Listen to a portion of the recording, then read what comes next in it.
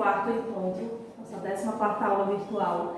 E hoje a gente vai ver um pouco ainda sobre o nosso poema, né, que é o nosso gênero textual. E como traz no próprio livro de vocês, a gente vai ver a primeira parte de versificação.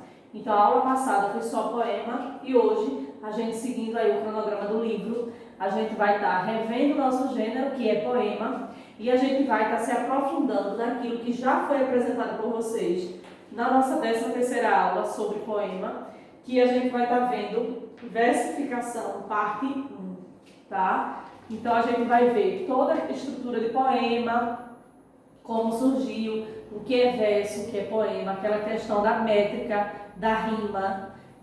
Uma das atividades de hoje, como eu falei para vocês na aula passada, a gente vai também contar, né, sílabas poéticas de um poema, e toda essa parte, né, do verso, da estrutura do poema e do gênero, a gente vai estar vendo hoje na parte 1 do gênero de vocês, que é versificação. Já ia confundir o nome.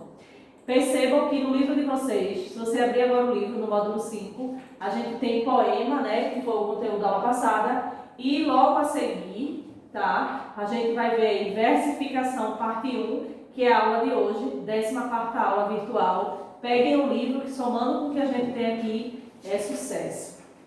A gente vai ver hoje o seguinte. Poema é o gênero que se utiliza de uma linguagem conotativa ou figurada e explora palavras como forma incomum e original. Eu posso, dentro de um texto literário, uma coisa que a gente é comum de quem escreve, né, dos poetas, eles têm o que chamamos de licença poética. Por isso, muitas vezes, na estrutura de um poema, a gente pode dizer que essa palavra está inadequada, a gente pode dizer que gramaticalmente essa palavra está escrita de forma errada, mas dentro do texto poético não existe erro por eles terem essa chamada de licença poética. Então, eles não necessariamente precisam seguir a fio, não é, as regras gramaticais. Ok? E quando eu digo que ele usa de uma linguagem conotativa ou figurada, é quando ele faz uso de palavras no seu sentido real ou no seu sentido figurado, que seria aí usando e dando essa ideia de jogo, né, de sentido com o texto poético.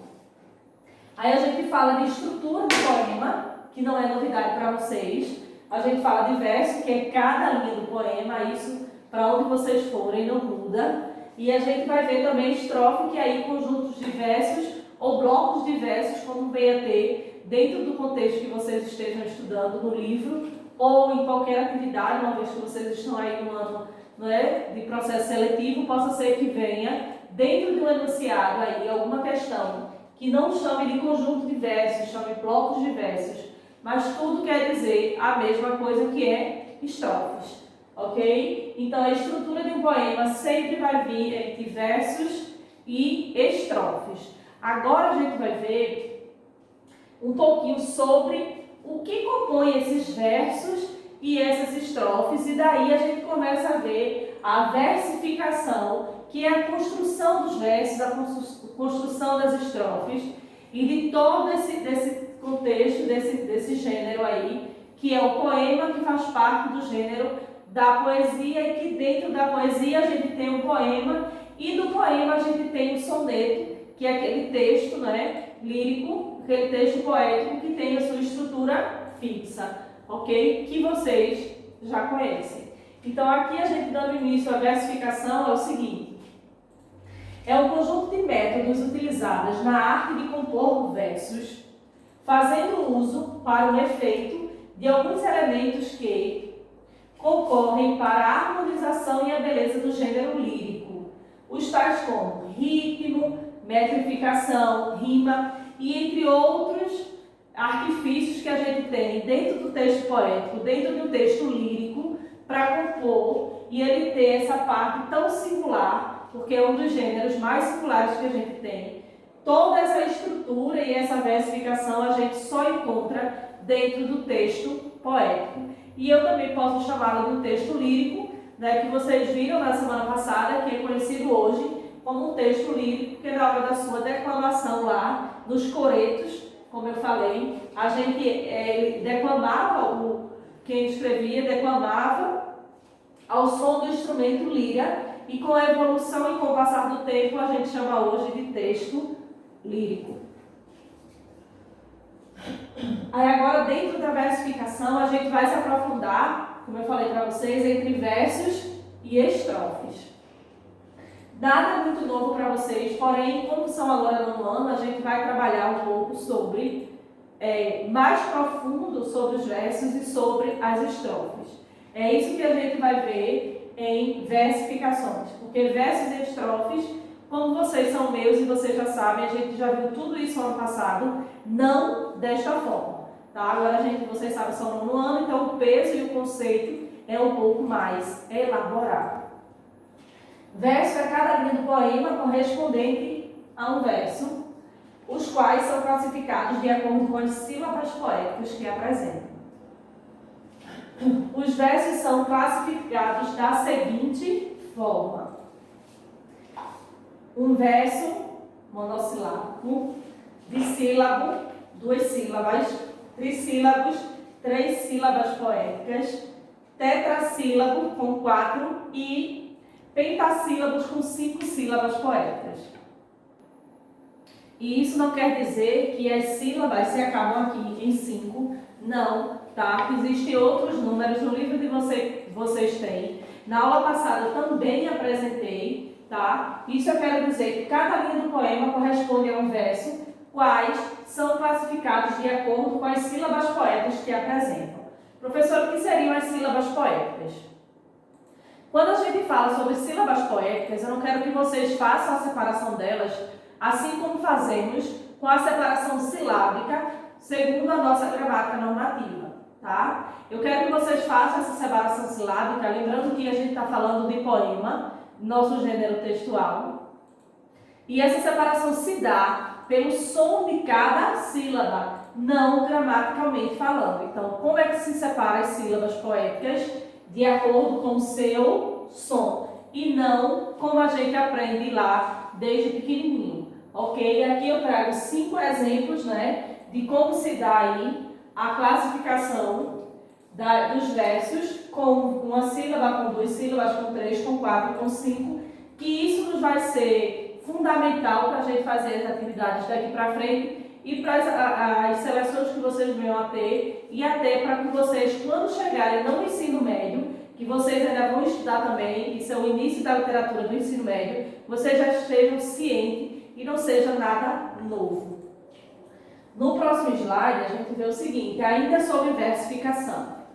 Versos que têm mais de 12 sílabas poéticas são chamados de bárbaros. Então, sempre que a gente tiver aí um texto com mais de 12 sílabas poéticas, a gente chama esse texto de textos bárbaros, porque eles são incomuns. Então, achava-se, né, a questão de bárbaros seria o escândalo se ter tantas sílabas poéticas para expressar, seja um sentimento tanto bom quanto ruim. E aqui eu tenho falando sobre o agrupamento de versos, que por sua vez se constrói as estrofes. Isso. Quando a gente fala de estrofe, eu posso falar de agrupamento de versos, eu posso chamá-lo de conjunto de versos ou barra de versos, tá? Então aí depende muito do que você vai estar aí dentro do seu enunciado, mas tudo isso, toda essa nomenclatura quer dizer a mesma coisa, que é um conjunto de versos, sempre vai ser aqui e em qualquer lugar uma estrofe. As estrofes são classificadas mediante os números de versos. A gente viu um pouquinho atrás, no slide anterior, a gente falou das sílabas poéticas, na contação de sílabas. Agora a gente vai ver a classificação das estrofes mediante o número de versos, tá? E assim quanto as estrofes, temos uma estrofe com um verso monossótico, estrofe com 2 versos, estrofe com 3 versos, é o que a gente chama de tercetos, estrofe com 4 versos, a gente chama de quarteto ou quadra, estrofes com 5 versos, a gente chama de quintilha, estrofe com 6 versos, a gente chama de sextilha, e assim 7, 8, 9, 10. E dentro do livro de vocês tem uma classificação maior, mas tudo isso aqui a gente estuda dentro da primeira versificação. A gente viu aí a questão da sílaba poética e agora a gente está vendo a classificação das estrofes de acordo com a quantidade de versos. Lembra que soneto, a gente é um texto literário que a gente tem ali toda uma estrutura fixa, que eu tenho as duas primeiras estrofes de 4 versos, então eu tenho 2 quartetos, e eu também tenho as duas últimas estrofes com 3 versos, que eu chamo de tercetos, ok? Então isso aqui é a classificação das estrofes de acordo com a quantidade de versos que cada uma compõe. Encerra em 7, não, tá? Mas aí eu só trouxe 7 para que vocês possam pesquisar. No livro de vocês tem sobre a nomenclatura das demais, certo? Agora a gente vê o seguinte. A gente fala sobre soneto, que eu já adiantei para poder vocês identificarem como a gente identifica ali a classificação das estrofes. Sonetos são poemas que obedecem uma forma fixa, que são compostos de 14 versos, distribuídos em 2 quartetos e 2 tercetos. As duas primeiras estrofes são de 4 versos, então aí eu já tenho 4 versos.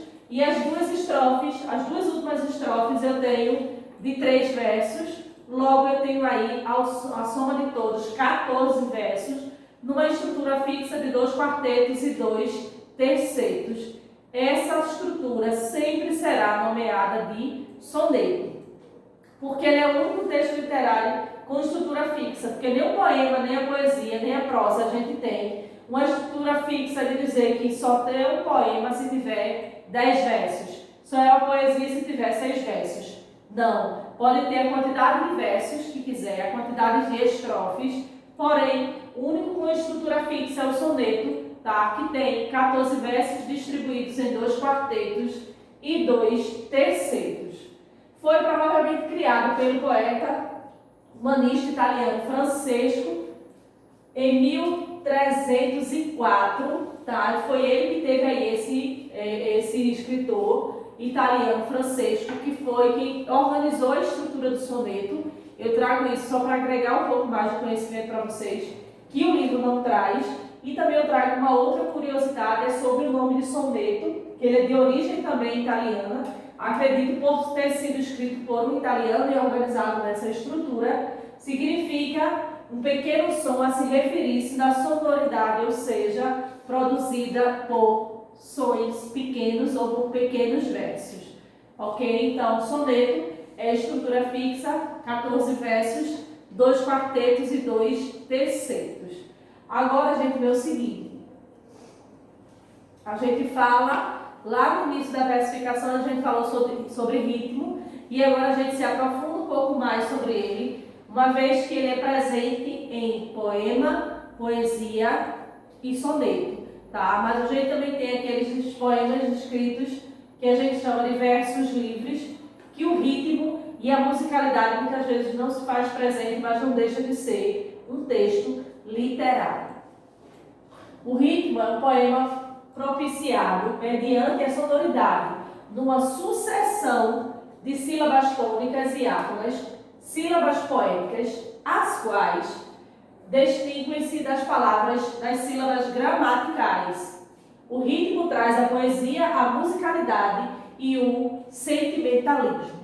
Lembra lá no início da contagem de sílabas poéticas, lá quando a gente estava vendo o verso na aula de hoje, que eu falei que na hora da gente contar as sílabas poéticas, a gente não segue a mesma ordem da separação silábica de acordo com a nossa normativa, da nossa gramática normativa. É isso aqui que o ritmo traz para você. E para assegurar mais uma vez aquilo que já foi dito. Uma sucessão de sílabas tônicas, ou seja, de sílabas fortes e de sílabas átonas, de sílabas de som mais fraco, sílabas poéticas, a quais distinguem-se das sílabas gramaticais, ou seja, daquelas que são diferentes das sílabas gramaticais. A sua sonoridade e a sua subdivisão, a sua divisão ali dos sons, não segue a mesma ordem da nossa gramática, ok? O ritmo traz a poesia, a musicalidade e o sentimentalismo. É esse o papel do ritmo tanto no poema, no soneto ou na poesia, no texto literário. Agora a gente vai ver sobre metrificação. Meu pai, o que seria isso, né? Metrificação, a gente já pensa que é algo muito difícil, mas aí eu vou mostrar para vocês que é algo bem simples, que diz o seguinte: antes do modernismo, a métrica era fortemente defendida pelos poetas que buscavam em suas composições a qualidade e a perfeição obtidas através dos versos isométricos, aqueles que mantinham o número de sílabas de forma regular. Então, nessa época aqui, antes do modernismo, eles procuravam ter uma estrutura fixa, né, para ter ali uma organização e manter o número de sílabas de forma regular. Mas após esse processo, depois desse movimento, eles começaram a perceber que não tinha uma métrica a se fazer. Era algo que trabalhava muito com o sentimento e com a emoção do ser humano, então não tinha como. O único que permaneceu foi o soneto. A partir da escola moderna, passam a ser aceitos versos livres, os quais dispensam critérios métricos. O que seriam esses versos livres?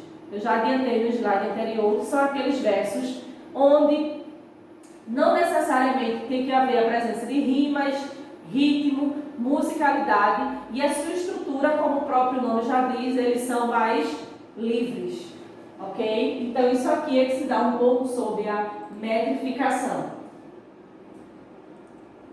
Agora a gente vai ver sobre encadeamento.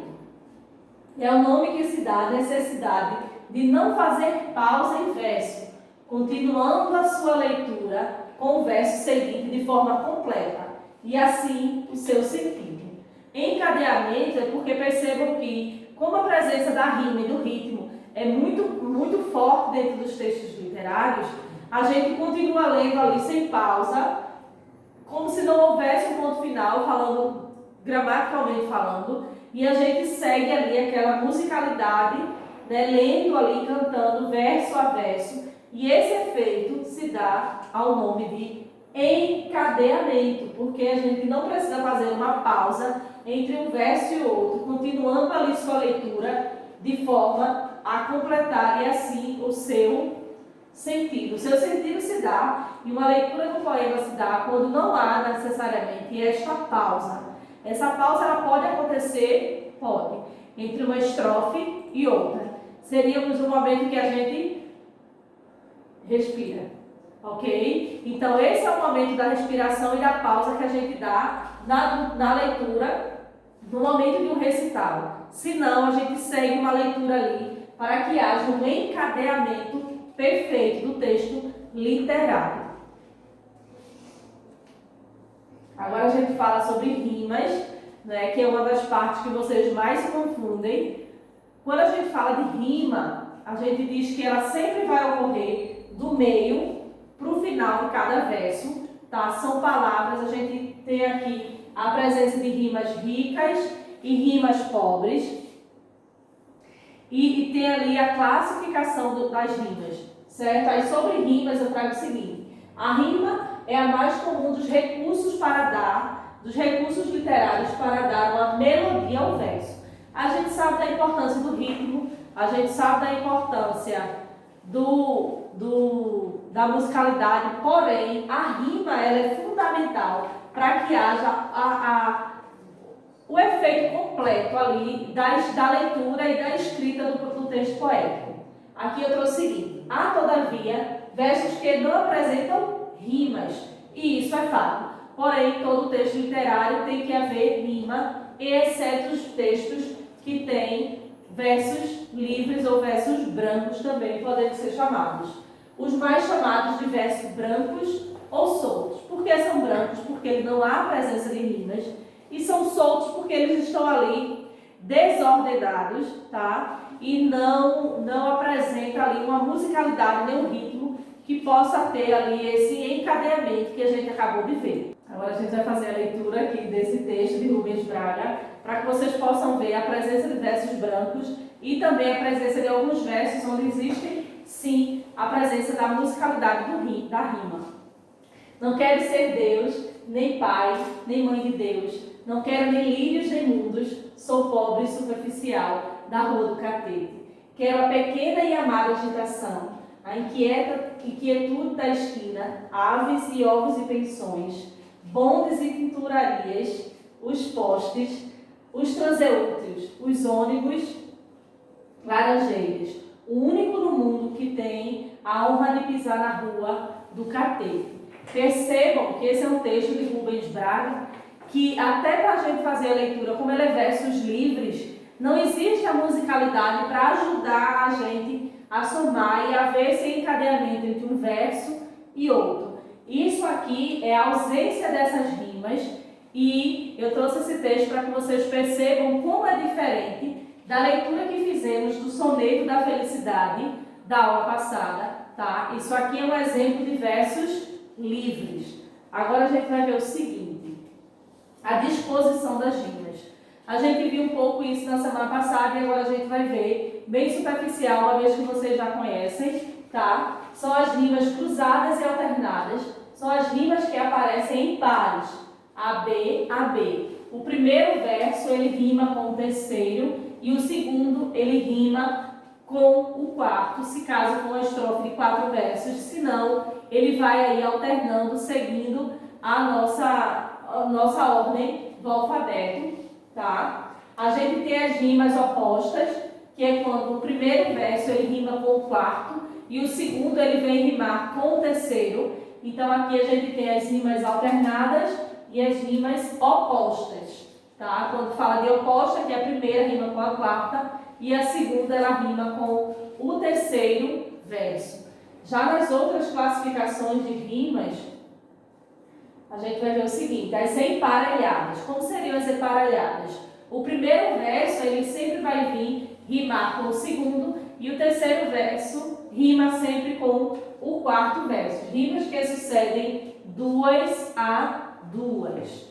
Quando eu falo de rimas internas, é quando ocorrem as próprias rimas dentro de um só verso. E é dessa forma que eu trago para vocês como são cheirosas as primeiras rosas. Nesse caso, a gente chama de rimas internas porque cheirosas rima com rosas. Isso aqui são rimas que acontecem dentro do próprio verso, ok? Aqui a gente ainda falando sobre extensão de rimas, a gente fala aqui sobre consoantes. Rimas que ocorrem em palavras cuja similaridade sonora é total. Quando eu falo dessa similaridade, são rimas, são consoantes que vêm ali para ajudar. Amor rima com dor, ok? Então é essa similaridade sonora que ajuda aqui na construção dessas rimas. E aqui eu trago carinho rima com sozinho, celeste rima com vestes. As outras rimas que ocorrem em palavras cuja similaridade sonora é parcial. Quando eu falo que aqui é total e aqui é toante, porque aqui ela é total. Inho rima com inho, este rima com este, que essas são as rimas que vão pelas terminações. Essas rimas toantes, elas ocorrem com palavras cuja similaridade ela é parcial, ou seja, não é total. Aqui eu trouxe como exemplo, trouxe com doce, beijo, ok? Que rima com benzejo. Então, são algumas terminações que lembram as outras, porém elas não são totais como as consoantes, ok?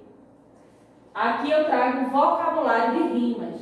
Como eu falei lá no início, a gente tem as classificações de rimas ricas e rimas pobres. E é isso que a gente começa a ver hoje aqui nessa aula. E a gente conclui ainda na aula seguinte falando sobre o vocabulário de rimas. Rimas pobres são aquelas que ocorrem entre palavras da mesma classe gramatical. Um substantivo rima com outro substantivo. Então a gente deixa o poema, deixa aquela estrofe, aquele verso empobrecido.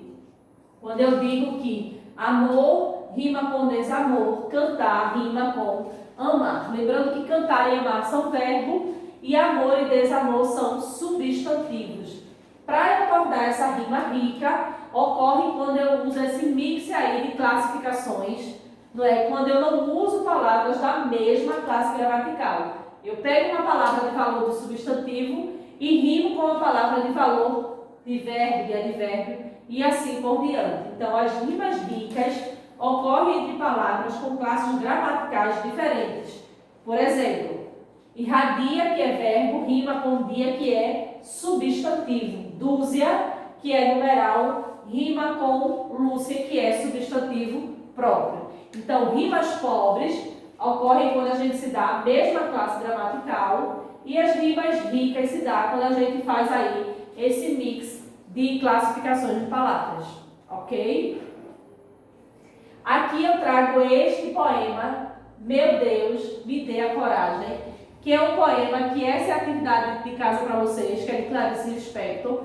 E eu quero que através desse poema de Clarice Lispector, vocês façam a contação de sílabas poéticas, tá? Lembrando, mais uma vez, como eu disse lá no início dessa aula, a separação é sonora e não gramatical, tá? Quando a gente faz a separação aí das sílabas poéticas, eu estou falando na questão de um texto, onde eu vou fazer ali a contação de acordo com o som de cada uma delas, ok? Então esse é o texto, Meu Deus, me dê a coragem, de Clarice Lispector, que vocês vão fazer aí a separação musical, assim dizendo, do poema. E aqui, mais uma vez, nossa 14ª aula, nono ano, segunda-feira vocês me encontram. Na quinta-feira a gente tem um encontro e vocês ainda, é uma das turmas que eu tenho a maior dificuldade com o envio. Esse é meu e-mail, prisma.jamilxavier@gmail, e esse foi o conteúdo da nossa aula. A gente reviu um pouquinho sobre gênero de poema e a gente viu também hoje, na nossa 14º encontro, a primeira parte de versificação, e eu fico por aqui até segunda-feira que vem.